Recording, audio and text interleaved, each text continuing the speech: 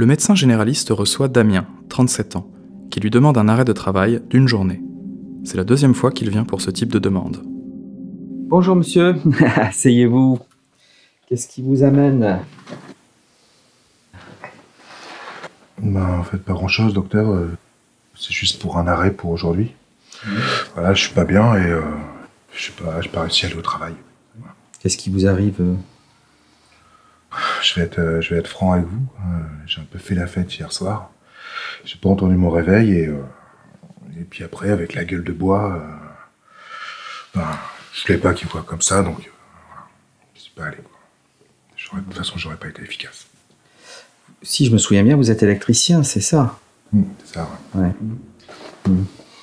Et je pense qu'il y a quelques semaines, vous êtes déjà arrêté un peu pour le même problème, si je me souviens bien.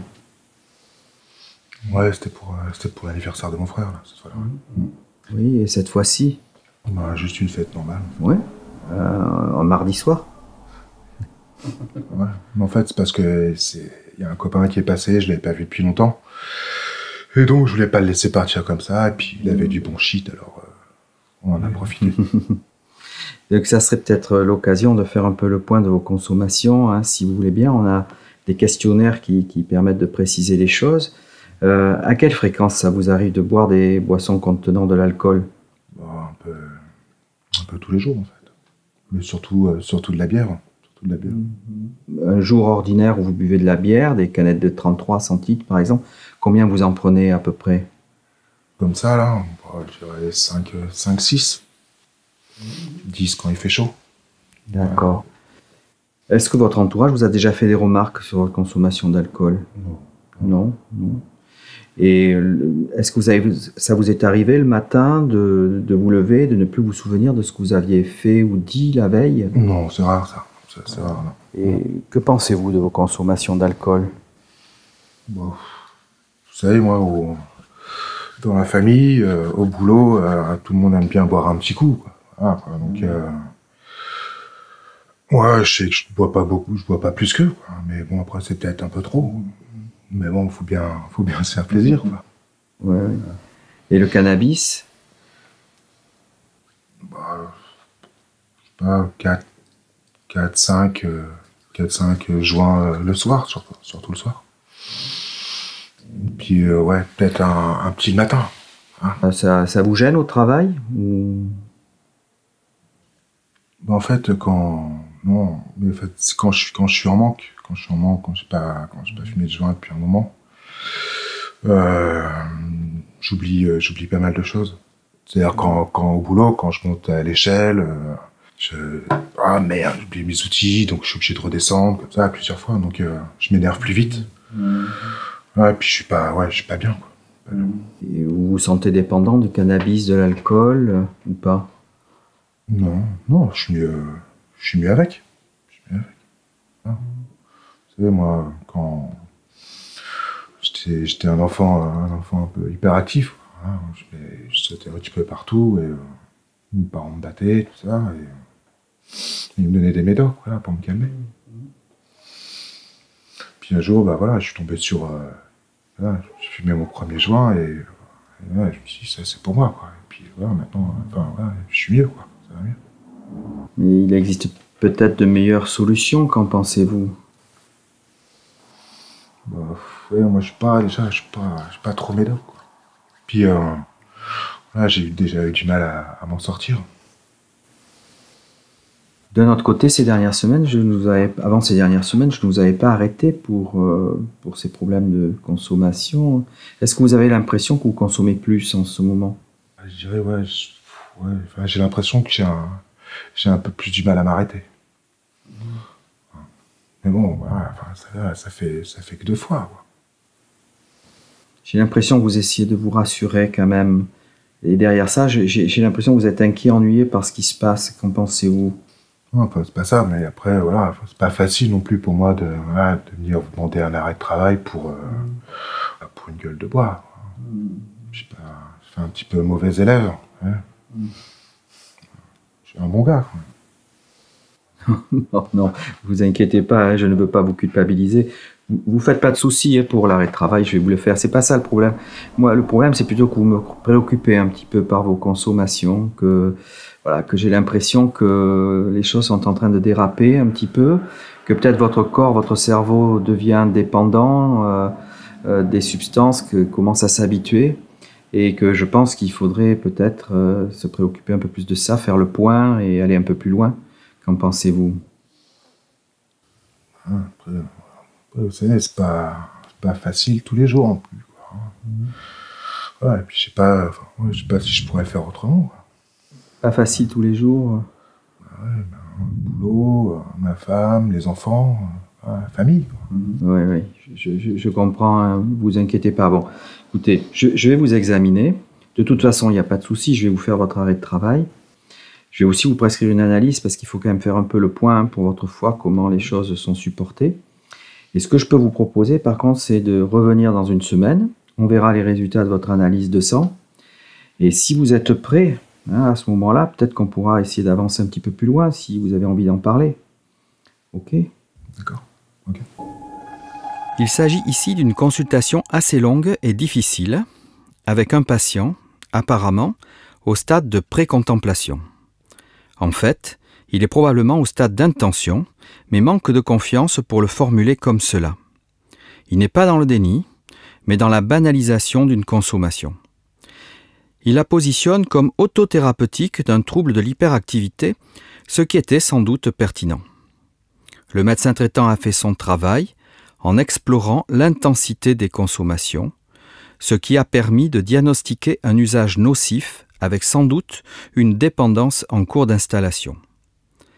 Une des difficultés spécifiques à la médecine générale, en comparaison aux consultations en structures spécialisées, est que le patient n'est pas là, le plus souvent, pour son addiction. L'amener sur ce terrain peut être culpabilisant et vécu comme antipathique.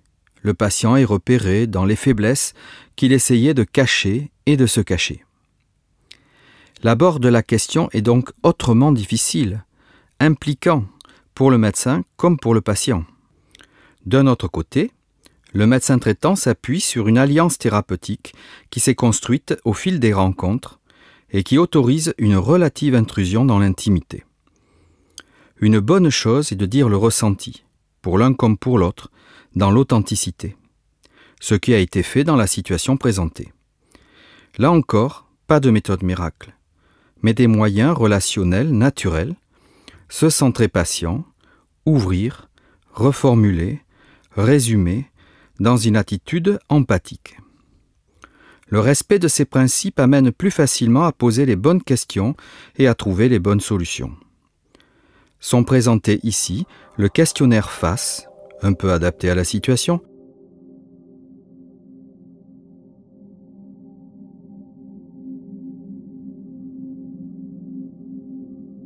et une ébauche de CAST.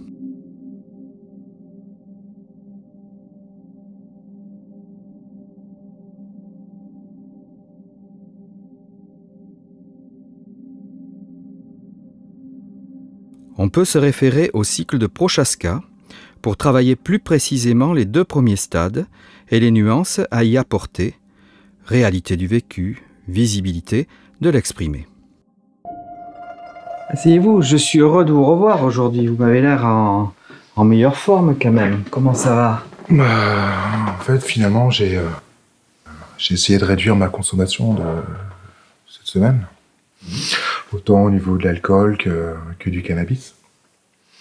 Donc déjà, je bois plus au boulot, quoi. Et puis juste une bière pendant le repas. Donc, ça fait 2-3 bières par jour. Et puis au niveau du cannabis, je fume donc 1 joint le matin et 3 le soir. Et ça va bien.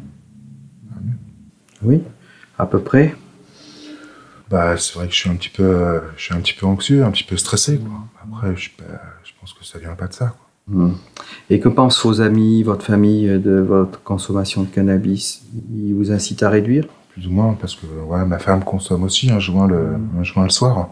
Après, je suis surtout gêné, c'est par rapport aux enfants. Donc on fume, on attend qu'il soit couché, et puis on va fumer dans le jardin, ou alors on fume sous la hotte dans la cuisine. Et vous avez déjà eu des problèmes avec votre consommation de cannabis, des bagarres, disputes, des problèmes légaux ou autres? Ouais, j'ai été arrêté. J'ai été arrêté deux fois en possession de cannabis, mais ça s'est toujours bien passé. D'accord. Bon. Alors depuis la semaine dernière, j'ai eu vos analyses de sang qui sont bonnes. Donc c'est bien, heureusement vous êtes jeune quand même. Et je trouve que vous avez quand même bien avancé depuis la dernière fois et c'était pas gagné, hein. Vous n'étiez pas très chaud. Et finalement, est-ce que vous pensez que vous pouvez aller un petit peu plus loin? En fait, ouais, vous m'auriez dit ça la semaine dernière. J'aurais dit non. Mais bon, en fait, ouais, j'en ai parlé avec ma femme et donc on a décidé d'arrêter complètement la consommation de cannabis. Après, bon, je suis pas sûr de pouvoir y arriver seul. Alors bien sûr, je peux vous aider, hein, et voilà, je peux également vous orienter vers des personnes qui sont plus spécialisées, très compétentes en ce domaine. C'est comme vous le souhaitez. Ouais, je sais pas, quoi. Enfin, moi je trouve que déjà ce que vous m'avez dit, quoi, ça m'a aidé, quoi. Et puis, je préférais plutôt qu'on se revoie et qu'on en reparle. Oui, mais écoutez, avec plaisir. Je pense qu'on peut faire un bout de chemin comme ça. Et puis, si à un moment donné, vous sentez qu'il y a besoin d'aller plus loin avec quelqu'un d'autre, c'est pas un souci. Puis de faire selon ce qui est le mieux pour vous. L'évaluation reprend certains critères du CAST, les autres étant déjà connus du médecin. Ensuite se pose la question de l'orientation.